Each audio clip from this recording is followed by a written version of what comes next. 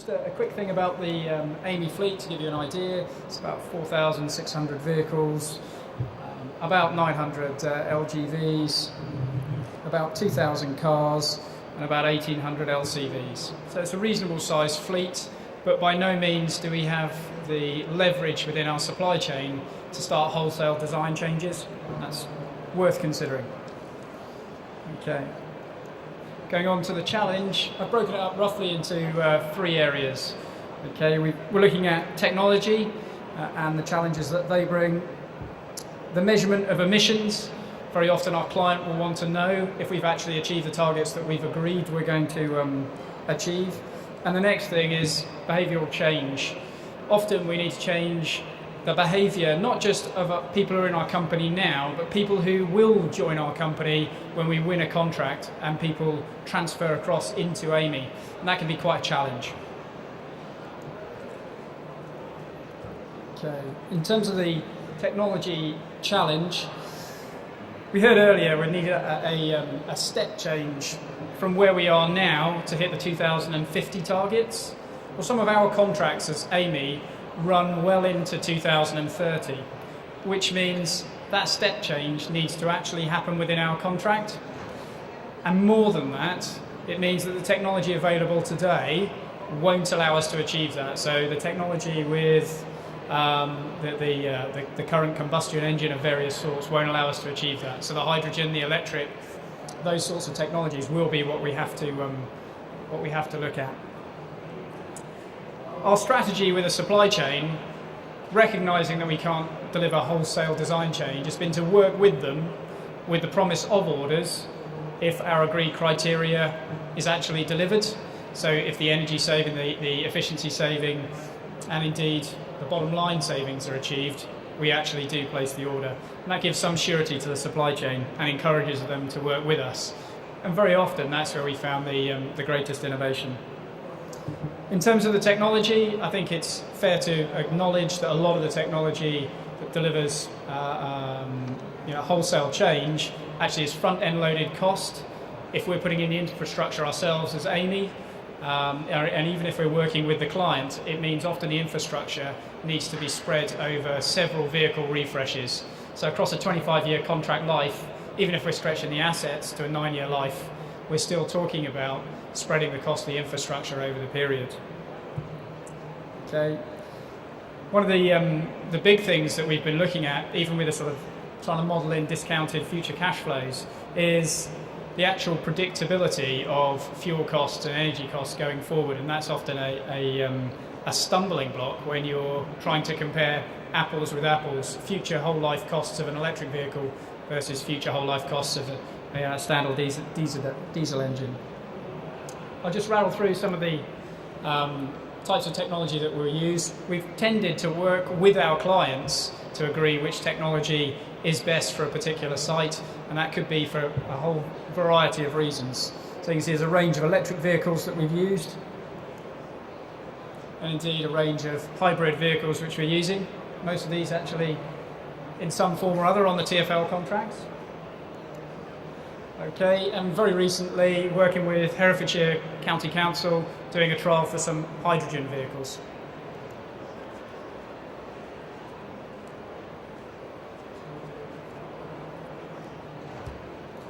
Okay, very often when I work with smaller partners of ours that are working with us on a contract, or indeed subcontractors, when we're looking at what they're delivering, because they're part of our whole carbon budget, very often the whole cost of looking at electric vehicles is a challenge. But one of the things that we've looked at within Amy and has been successful in winning us work today is not just the fact that newer, more efficient vehicles produce lower emissions, but also looking at fewer vehicles that are much better utilised, that are driven more efficiently. We heard about working with drivers to get them to drive more efficiently. That's definitely delivered for us. But also working with drivers to make sure they're not carrying unnecessary weight. And they deliver less emissions and cost a lot less, and I've got some examples of those to walk through. Okay, I've tried deliberately to pick some examples which are both large and small in terms of cost saving. The first one the iconic barrier rig. These are the rigs that you see alongside a motorway steel barrier, pulling out the old barrier after it's been dented and twisted and putting in new barriers. Well, there's lots of secondary savings, if you like, by repairing that barrier faster. The traffic gets moving again more quickly and that reduces emissions. But just as a cost saving to Amy in terms of being more sustainable and being more efficient, one of these rigs costs anywhere between 140 and 160,000 pounds. But if we can be more efficient and more clever about the way that we design the vehicle so that we need less of them, well, that makes a saving to us. Much more sustainable. And let's not forget that 10% of all the emissions with a vehicle come during the production stage. So immediately by cutting out one vehicle, we're cutting out 10% of the emissions related to that vehicle. Long life bulbs sounds pretty trivial, but actually what we found is we can reduce the number of call-outs to our vehicles to do the repairs by putting long life bulbs in from the start. Now that has a number of big cost savings to us. Very often our vehicles run as systems, so it could be 3 vehicles going out to cone off an area so that the sweeping vehicle can sweep the hard shoulder and be protected by an impact protection vehicle. Okay. Whilst that vehicle's off the road, the sweeper's off the road, we're losing money on a very quick basis. Okay, so if we can prevent those vehicles being off the road by bulbs being blown, what we can do is save money for us. But it also means, from an emissions point of view, we haven't got breakdown vehicles being called out to us. We haven't got excess travel going back to the depot for another vehicle, etc. So that can have a big impact. Our smart cars, some of the smart cars where we found that they are most efficient is actually between reasonably close offices. People are a bit uncomfortable about the durability and the length of travel that a smart car could achieve. We got them comfortable by allowing them to travel between 10 and 15 miles between offices, which got them comfortable. They were using very little of the the overall charge, and then they were encouraged to use it to go further. Okay. And not forgetting that the greenest mile is the mile that you don't travel. What we did was we installed 42 sets of video conferencing across our sites, which enabled us to reduce the travel, and obviously, as well as being sustainable, that goes straight to the bottom line. What I'm trying to focus on here is there's real things we can do today that aren't necessarily massively expensive and require huge amounts of capital investment to make our businesses more sustainable. Okay. Probably one of our biggest successes recently was we won 3 out of the 4 of the prisoner escort service contracts very recently, which we'll mobilise in August. And we won it by innovating. We delivered a significantly more cost-effective solution to the customer. And one of the key things that we did there was we made the body out of glass reinforced plastic, which reduced the weight significantly. So this is a 7-year contract, +1, +1, +1. So over 10 years, just think about a 20% saving in terms of the fuel efficiency by reducing the weight, and all the risk that companies have to profile into that calculation about future fuel prices begins to add up to a significant saving. And that's really about finding a clever way to reduce the weight of the vehicle to start off with. Okay, we also looked at productivity of the vehicle, both from the negative end, what makes a vehicle not be productive, what is it doing when it isn't productive, and the positive end in terms of trying to manage more efficiency out of a vehicle, make it more productive, count the number of potholes that it actually managed to fill before it returned to depots. And you can see some of the things that we targeted there.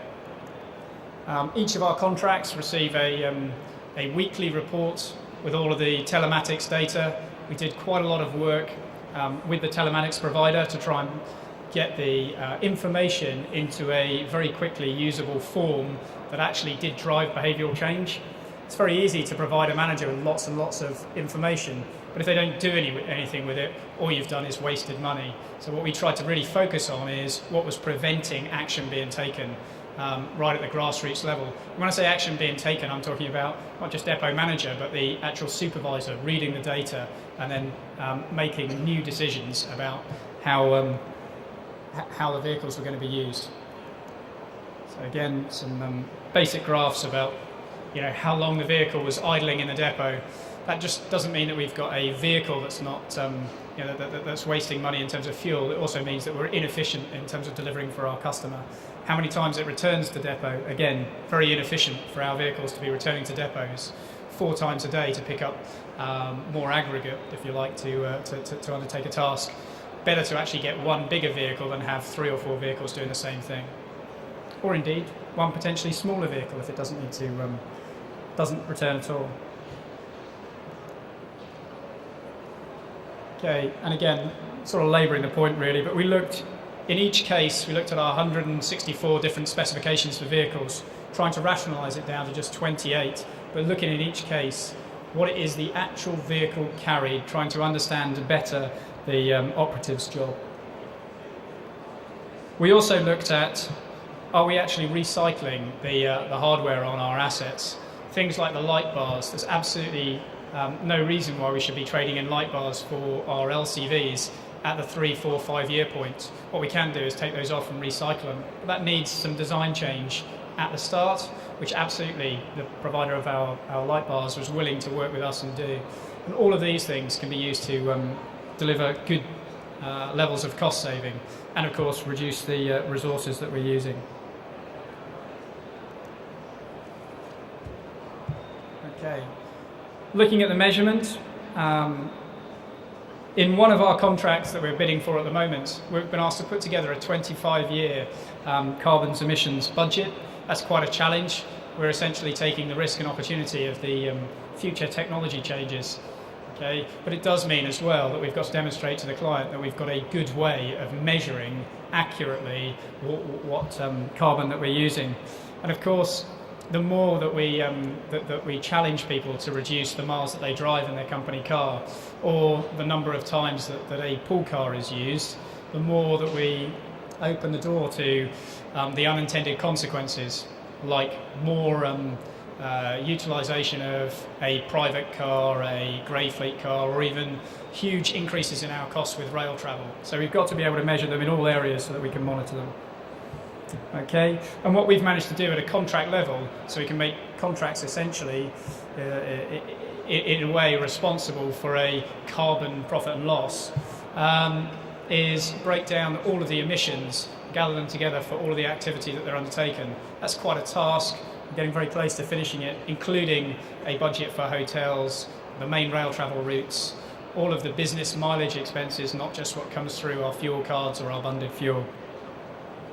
And this has helped to deliver a cost saving. And I should say that about 80% of the carbon that Amy uses comes from its fleet. So again, this is a key area for the business as a whole to target. Okay, we talked about behavioural change, conscious of time. It's not just about getting better vehicles, it's getting people to drive better.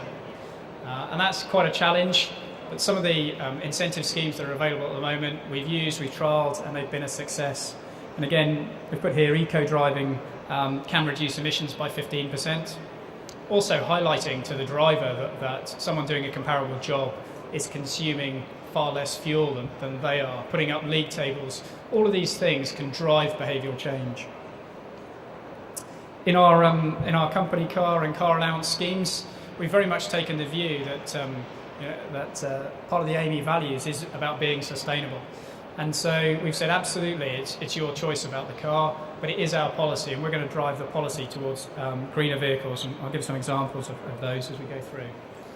Okay, there's definitely the tax disincentives, not proposing that we change those, but there's the tax disincentives for hire cars, making that much clearer to people. I'm surprised at the number of people in reasonably senior management positions which didn't understand the impact of CO2 on their company cars. Making that clearer for people is helping them to make better decisions in terms of sustainability. Okay, and there's some other examples there. 4 out of the 6 company car grades have got hybrid options.